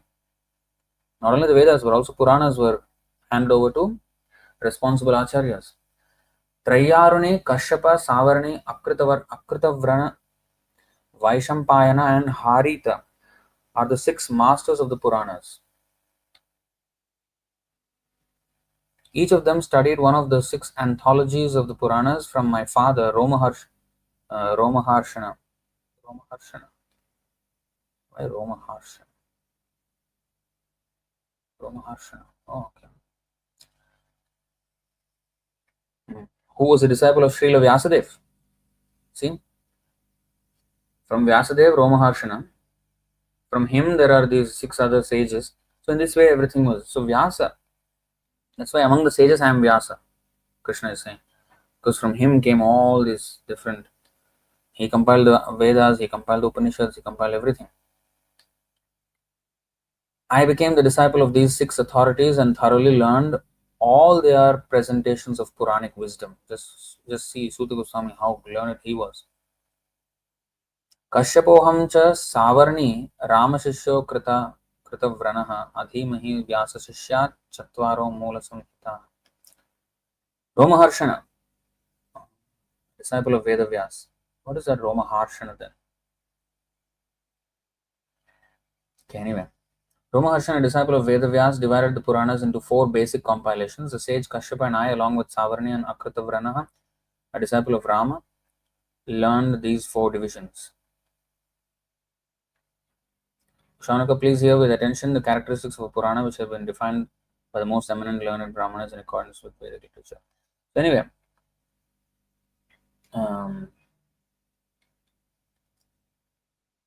Sargosyatha Visargascha. Okay, this is the 10 aspects of Purana, Mahapurana. So anyway, so you can understand how this whole thing was divided and handed over to different paramparas, and that's how the Vedic literature has been kept intact through oral reception. But in all of this handing over and expanding and editing and all this, over time, as you can see, in my own case, I come from so-called Smartha Brahmana family, where we are part of the Bharadwaja Rishi Gotra, and we are from the Krishna Yajurveda Shakha. I don't even know that part of the Yajurveda. What is Krishna Yajurveda Shakha? I don't even know. But Vedanta Krit Veda Videva Chaham. So Vedanta means the end of all this knowledge. What is the ultimate conclusion of all this knowledge, or the end of this quest of knowledge? Krishna says, I am Vedanta. And I am the knower of the Vedas, I am the compiler of the Vedas, Vedanta Krit. So, if we understand Krishna, then of course we understand all the, because Vedeshu Durlabham. Vedeshu Durlabham. That means from the Vedas we cannot understand Krishna. Then he's saying that I am understood only from the Vedas, or from all Vedas I am to be understood. Well, there is an secret ingredient, secret sauce, as they say, which is bhakti, which starts from implicit faith in the Guru. Yasya deve para bhaktir yatha deve tatha gurau tasyaite kathitha hyartha prakashante mahatmanah. Only one who has implicit faith in the bona fide spiritual master and Krishna are all the imports of the Vedas revealed to him. Implicit faith in Guru means, of course, he has to engage in faith. Means not just faith, it has to practically be manifesting in the form of service. So when one serves one engages in devotional service under the guidance of the bona fide spiritual master with full faith and devotion, that's when the Vedas are known or realized by that student.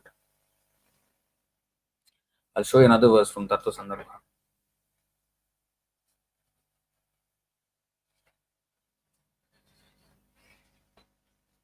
In today's class, I'm showing off my library here, but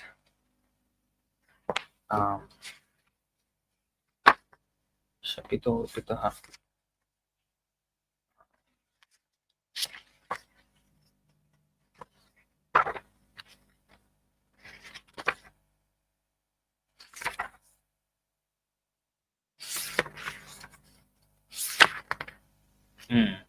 Anucheda 6. So I do not know if I can take it out, but I'll just read it from here. Jiva Goswami says, Yah Shri Krishna Padambhoja Bhajanaikamabhilashavan Tenaiva Drishyataam etad Anyasmai Shapathorpitaha. Shapathorpitaha. The translation is, the person who desires only worship of Krishna's lotus feet should see this work. That means only a person who wants to serve Krishna in devotional service should read this Shat Sandarbhas. A curse is given to others. Shapathorpitaha. Shapatha arpitaha. So a curse is given to others who try to study this work without the intention of engaging in Krishna's service. The person who desires only worship of Krishna, you see, Yah Shri Krishna Padambhoja Bhajanaika Abhilashavan. Bhajana Eka Abhilashavan. So Shri Krishna Padambhoja Bhajanaika Abhilashavan. Those who desire only service to Krishna's lotus feet, such persons should see this book. Others who see this book without that attitude of service, a curse is given to them. So what is that curse? Actually, this curse is to all Vedic literature. The curse of the Vedas is that Vedeshu Durlabham. Adurlabham Atma Bhakto. The curse is that they will never be able to find out although they are reading about the absolute truth, they will never find the absolute truth. They are cursed because they don't approach it with bhakti. So we should approach it with bhakti, and then yes, we will be blessed by the Vedas, by the Vedas, which are the words of God, words of Krishna. But otherwise we are cursed. It does not apply only to the Tattva Sandarbha or the Shat Sandarbhas. It applies to all Vedic literature. You see, so many people are writing and reading Bhagavad Gita, writing commentaries. All are cursed because they turn against Krishna and they teach knowledge averse to Krishna from Krishna's words. They are cursed, and those who follow them are also cursed because they are not Yah Sri Krishna Padambhoja Bhajanai Kabhilashavan. They are not that. They are Anyabhilashis. They are Karma Abhilashi, Jnana Abhilashi, Yoga Abhilashi, and Adharma Abhilashi. They completely come up with some weird atheistic understandings from the Bhagavad Gita.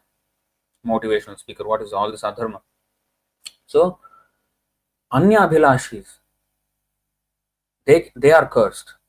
But Sri Krishna Padam, Yah Sri Krishna Padam Bhoja, what is that? Bhajanai ka Abhilashavan, then he can understand. So this is very important. Going back.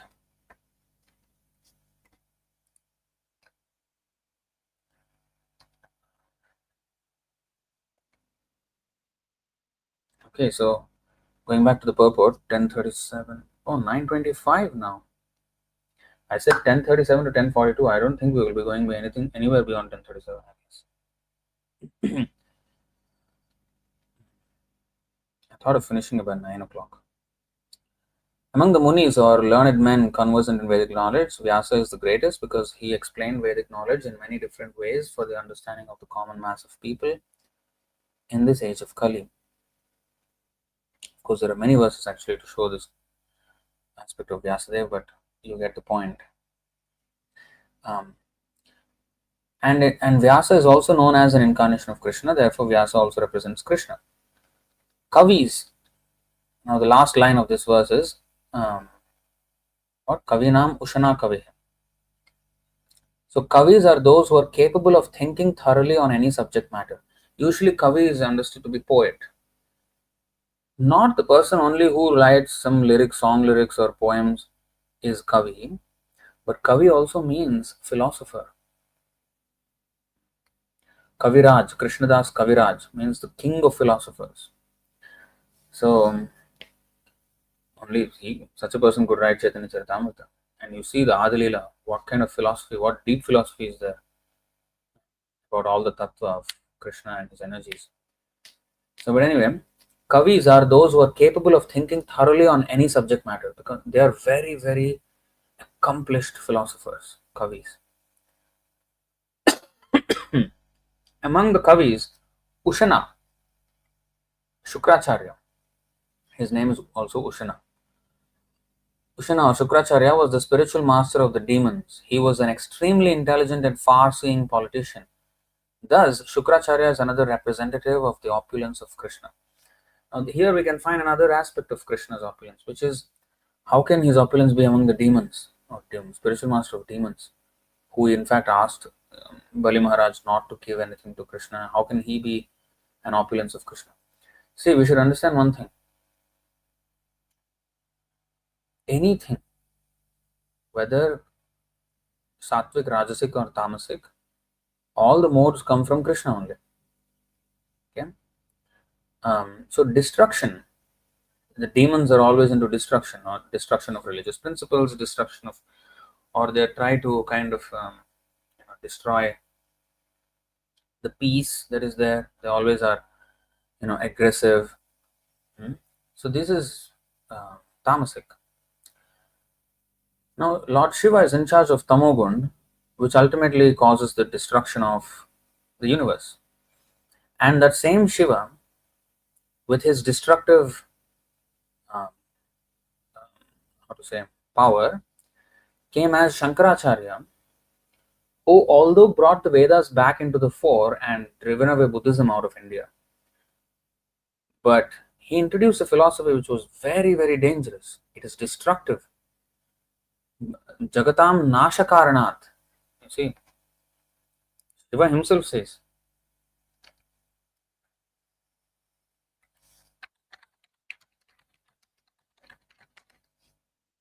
See this? 7.110. Vedante tu Mahashastre. Okay. Mayavadam asachastram prachannam bauddham uchyate mayaiva kalpitam devi kalau brahmana rupina. Brahmanaschaparam rupam nirgunam vakshate maya. Sarvasvam jagatopyasya mohanartham kalau yuge. Vedante tu Mahashastre Mayavadam avaidikam. Avaidikam. Vaidikam means Vedas. In pursuance of the Vedic conclusion. Avaidikam means against the conclusion of Vedas. Mayaiva vakshate devi jagatam nasha karanat. Nasha means destruction. Jagatam means of the worlds. Karanat means with the cause. It will be the cause of destruction of the worlds. This Mayavad philosophy. So Lord Shiva himself is saying. So Nasha and the destruction happens not only that everything is destroyed by the fire and like a universal destruction. Any destructive principle is called the Rudra principle, like natural disasters, wars. All these is Rudra principle. And somebody who is very destructive, very aggressive, that who has a lot of anger in him, that is a Rudra principle in a very small measure. So when Krishna says, I am among the fish, I am the shark, I am, all these things. Now, shark is also very destructive, honestly. Among the animals, I am the lion. Yes, it has courage, but it's destructive. The lion is destructive. So, at the same time, very majestic. So anyway, Nasha. So this, when he says, Krishna says, okay, among the animals, I am the lion. But a scorpion also kills. It's destructive. Snake bite can be destructive. So that is also Rudra principle. In fact, when Lord Shiva took all the poison, held it in his throat from the churning of the ocean, some poison spilled and they were, absorbed by these creatures, these poisonous creatures like spiders or, scorpions, snakes. And that's why they have that, venom. Actually, poison and venom are kind of different. Poisonous means if I eat, suppose a plant or something, it's poisonous. It's poison to me. But the plant did not intend to kill me. But venomous means the snake or the actually comes out of its own accord to sting you or to kill you. So that is venom. Poison means when I consume something and it's poisonous. Like sometimes there's a food poisoning. So poison means it's when I ingest something of my own accord. But when some other animal it shoots its venom, that's called venom. So it's different. So anyway, this is all a Rudra principle. Even the poisonous plants are also Rudra principle because it's destructive. So it has a destructive quality to it. So anything that is destructive is tamasic, and that is a Rudra principle. So destruction happens in many ways, not just the physical destruction. The intelligence, the destruction of intelligence. What happens with Mayavad philosophy is the destruction of intelligence. And not just Mayavad philosophy, but also, for example, I always fall back to this example of abortion. Abortion is very destructive. It's killing one's own child. It's horrible sin. But how did it come about? It came in the mask, in the garb of something good. Oh, this is healthcare for the women, to have their own choice. In the name of something beneficial, it actually is destructive for the woman and for the child. The woman is going to hell, the child is already dead, and he has to go to another body. So it's destructive for everyone, and for the doctor who does it, and for the government who sanctions it, everybody. So millions and millions of people are being killed by this abortion under the radar. Nobody gets punished because of that. So destruction is happening. So it's not only these natural disasters and all these things, but we should be able to see the destruction when it does not have much attention. Like abortion, it does not have much attention. Nobody gives attention. People are just dying every day, but Nobody cares a fig for it. So, but that is also as destructive. In fact, as I said, way more destructive than the atom bomb. As I said, the Hiroshima and Nagasaki killed 200,000 people on that day. Well, the same number, 200,000 people, children, are being killed every single day, according to the statistics of the United Nations, WHO, World Health Organization. 200,000 exact, the same number, are killed every day, day after day, year after year. Whereas that was once in the 20th century, the atom bomb, the nuclear bomb. And we give so much attention to that. Oh, that was a horrible day. It was a horrible day. We don't deny. It was horrible. But this is way more horrible, but completely under the radar. But this is destructive. It's Rudra. And why does it happen? Because pen is mightier than the sword, mightier than the nuclear bomb. So that pen is more destructive than the nuclear bomb. So it doesn't appear so, right? It doesn't appear so. Nuclear bomb, oh, it destroys everything. But the pen, what can it destroy? Well, it destroys even more. Many orders and orders of magnitude more than the nuclear bomb. Because of that, pen means, when we say pen means use of words, fetus, embryo, as if it's not a child. So mistaken or avaidikam, what is that? Asachastram. When we distort something as something else, that cheating causes much more destruction than visible destruction. Visible destruction is easy to see. Whereas prachanna destruction, that means prachanna Bauddham, like Buddhist philosophy is atheism. They don't believe in God. But Mayavad says there is God, but he has no form. He has no qualities. He has no this and no that. In other words, you're saying no God, but in a roundabout way. It's prachanna Bauddham, hidden Buddhism. It's more dangerous. Vedana Mania, Bauddha hoita Nastik. Vedashraya नास्तिक्यवाद बौद्धों के अधिक.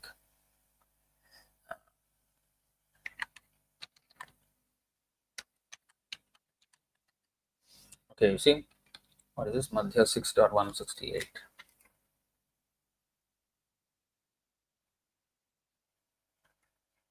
Okay, Vedana Mania Bauddha hoita Nastik, Vedashraya Nastikyavad Bauddho ke adhik.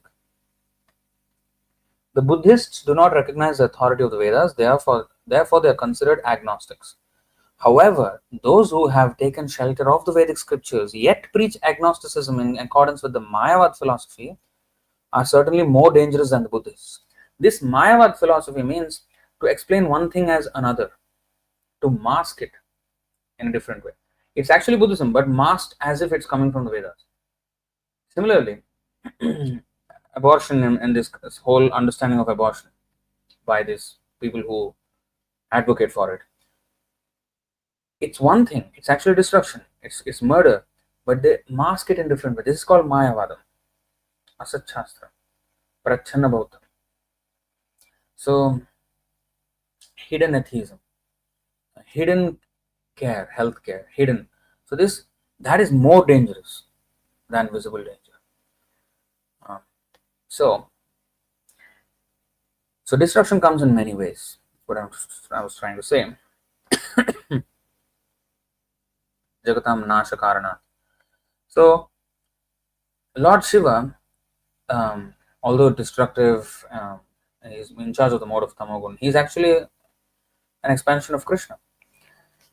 And his destructive, that Rudra principle is not only in Lord Shiva, but all these creatures like, scorpions, snakes, and a person like Shukracharya as well.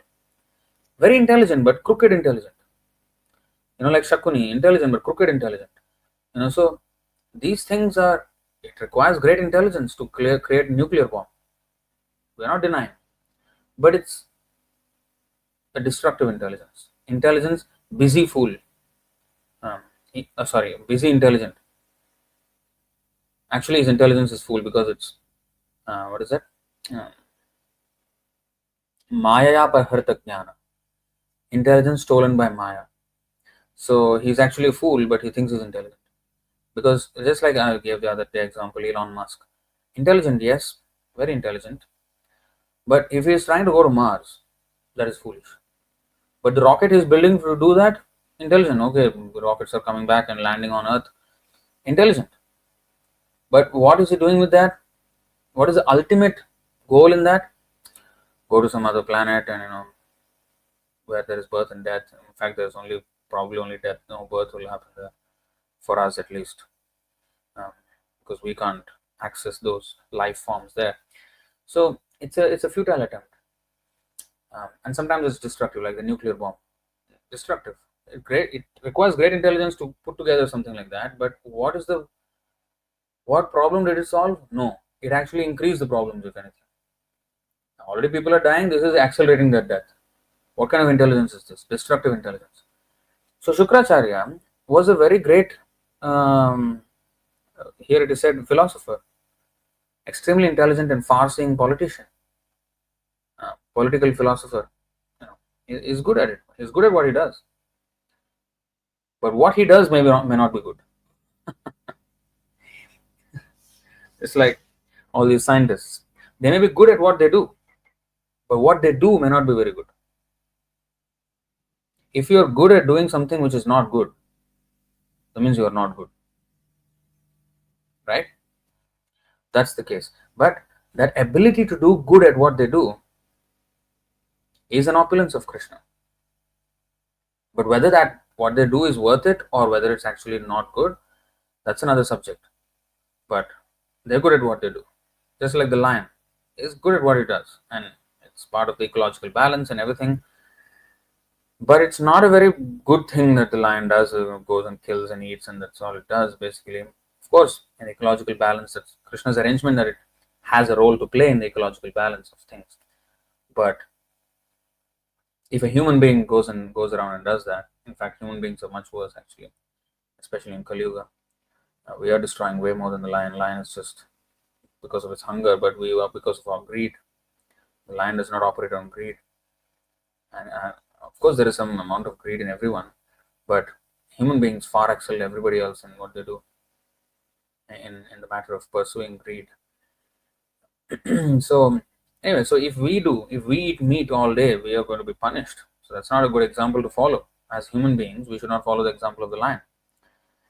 But the courage of the lion, the majesty of the lion, the fear it induces, just by if you look at a lion's face, you'll have a heart attack. So that power it commands, that is coming from where? Krishna. So Shukracharya, although he is a force of evil in one way, but it's also very intelligent. Just like for the demigods, there is Vishwakarma, great architect. Similarly, there is a very great architect for the demons, Mayadanav, who is extremely intelligent architect. Nobody, even modern, all these skyscraper structures, nothing compared to what Mayadanav can build. In fact, whatever these people are doing are just like very dim glimpses of what Mayadanav can actually do. And Mayadanav is extremely accomplished, but he does it for the demons. And when we say demons, not that they have them barbaric, hideous faces and some horns on the top of the head. No. Actually, demons come in very, just like Ravana, extremely handsome and total package of a man, but demon, because he was against God. That's the thing which defines a demon. Or Daiva Asurevacha. Vishnu Bhakta Smrito Daiva Asurastad Viparyaya. Anybody who's against Vishnu, Krishna, demon. He can be the most handsome person or beautiful woman. If they're against Vishnu, Krishna, demons, absolute demons. So Shukracharya is another representative of the opulence of Krishna in the matter of intelligence and politics, and he was a very calculative person. Like for example, Elon Musk, the ability of him to be able to coordinate something, of course his engineers and all put together to put the rocket into the space and then bring it back. the launcher back to the earth. That's definitely, an intelligence blessed by Krishna. But he's good at what he does. But what does he do? That's not so good. Ultimately, of course, we are taking advantage of such technology as well, internet and whatever. Of course, not exactly Starlink, which is his brand of internet, but I mean, we are using it because ultimately we understand that it all belongs to Krishna. So we use it when it's available. But extraordinary, inordinate amount of pursuit in for material success is, or materialistic, how to say, enhancing materialistic life, basically increasing all these anarthas. Artha means the goal of life. Prema pumartho mahan, the ultimate goal of human life is prema, love of God. Anartha means something that is not our goal. It's an unnecessary thing. So these scientific advancements, conveniences, and all these things will create so much anarthas, unnecessary things, unnecessary distractions for human life. So we are only using some of that for our preaching, but otherwise it's a huge, distraction for everyone. So yeah, ultimately it's a force not for good. It's a force of evil because it takes people away from God mostly. But we will try to use it in Krishna's service because everything can be used in Krishna's service. So we will use it. So in that way. So anyway, in this way we can understand. I think we will stop it here. We won't go any further than 37. And yeah, any questions or comments on this?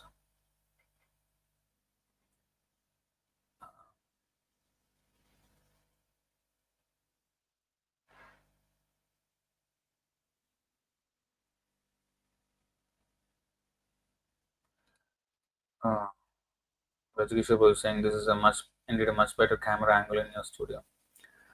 Well, actually, he changed. He was here like a couple of weeks ago. I think 1 week ago. He helped change the table direction and everything. This was the idea originally, but still some things need to be done. But anyway, uh, at least, yeah, always wanted those Bhagavatam to be in the screen as well, Prabhupada's books and all of that. So now at least all of them are there.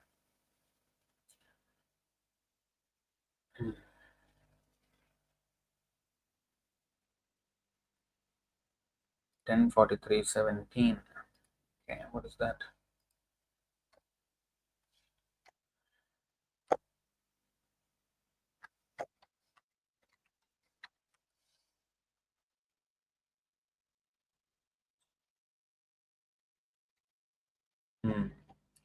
Okay, this is good. So Krishna is understood in different ways by different classes of people. The various groups of people in the arena regarded Krishna in different ways when he entered it with his elder brother. This is when he was going to fight with Chanura and Mushtaka and eventually Kansa.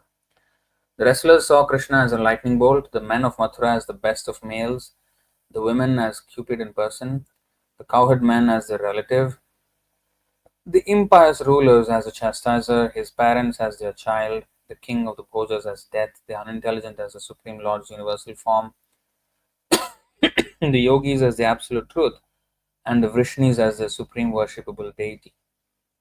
So Krishna was, he was all of that and much more.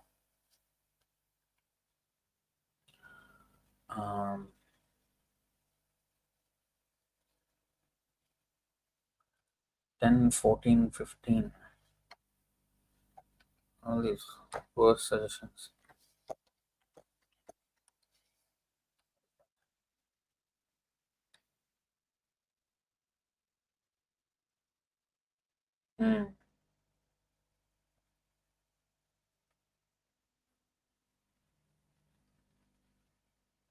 So this is an important thing that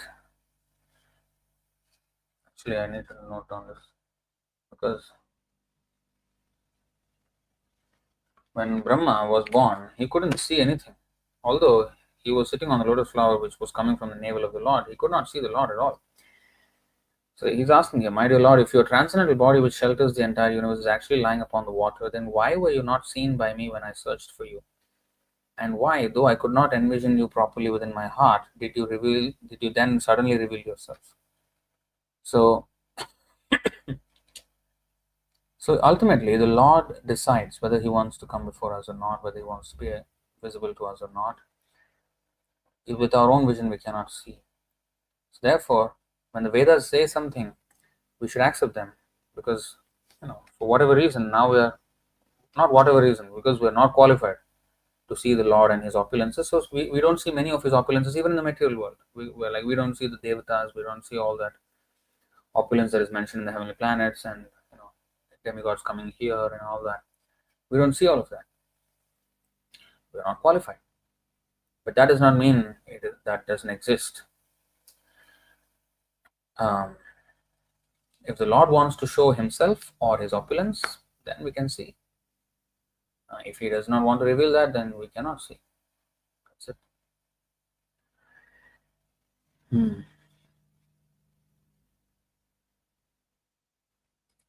So many verse suggestions here. 10:28.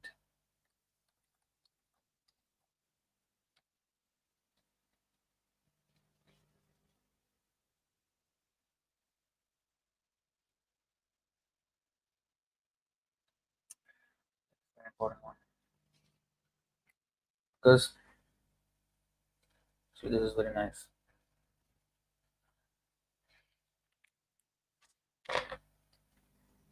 In the evening twilight during the rainy season, the darkness allows the glowworms, but not the stars to shine forth. Just as in the age of Kali, the predominance of sinful activities allows atheistic doctrines to overshadow the true knowledge of the Vedas. But also, Bhaktivinoda Thakur's prediction was that our movement will actually overshadow, or not overshadow, actually, dissipate the light and completely overpower this darkness of Kali Yuga. Just like Bhagavatam it is said, Krishna Swadham Apagate Dharma Jnana Divisaha Kalau Nashtadrishamesha Purana Arko Dhunoditaha. Arka means sun. This Bhagavad Purana is like the sun which completely dissipates all the darkness.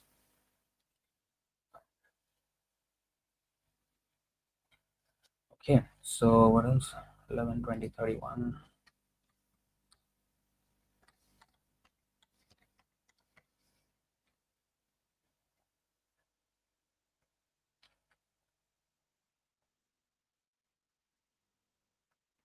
Therefore, for a devotee engaged in my loving service with mind fixed on me, the cultivation of knowledge and renunciation is generally not the means of achieving the highest perfection within this world. Yeah, so all those are curses actually. Karma Kanda, Jnana Kanda, Kevala Vishara Bhanda. They're just, and also, what is that? They're pots of poison. Karma Kanda and Jnana Kanda. What is that?